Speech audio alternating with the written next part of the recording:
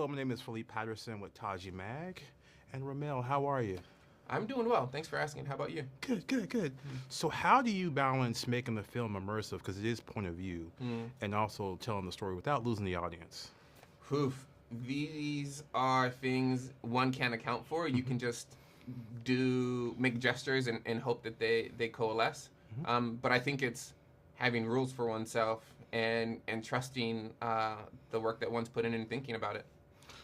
Okay, and then one of the things I loved about the film is you're able to capture the emotional impact of these difficult scenes without showing any graphic imagery or explicit violence. I'm talking about the ones where there's assault involved. What was your approach to those scenes? The approach was to, think about the way that trauma is spread across the senses. And we know as human beings, because everyone experiences some sort of trauma, that it's not just visual. And I think cinema often over-indexes on the visual, maybe by necessity, maybe just by its evolution. But how else can we explore the relationship between the two? Yeah. And of course, I know you teach, you're a professor. Can you draw parallels between being a filmmaker and telling the story and being a professor and talking to your students?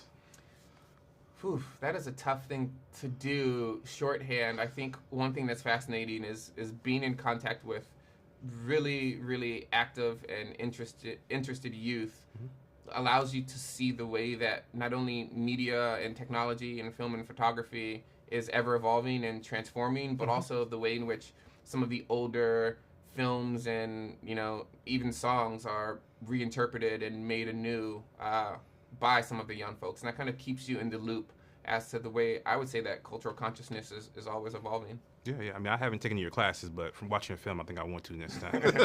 Anytime, feel free. I got a seat for you. All right, okay, no problem. And then also, so it shows Mr. Hill in investing in the future of Elwood, and then in turn, Elwood investing in the hope of Turner.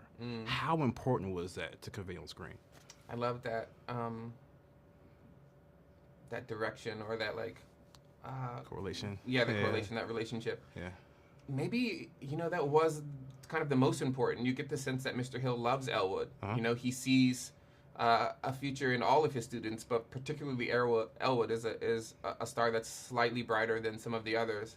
And that's core to Coulson's narrative. The notion of love and the way in which showing love to someone, really seeing someone, opens them up, but also allows them and makes them comfortable with seeing other people and opening other people up to love. And so, what you're acknowledging is I think, core to why Nickel Boys is such a powerful story. Yeah, it sure definitely is. And I know you kind of like basketball, so I'm going to draw some correlations here. So seeing you and Jomo work together reminded me of dynamic duos like LeBron James and Dwayne Wade, or the Splash Brothers, All right. Kyrie Irving or Klay Thompson. Which two do you think you guys represent and why? Oof. Man, that's a really tough question. I don't think that's unanswerable.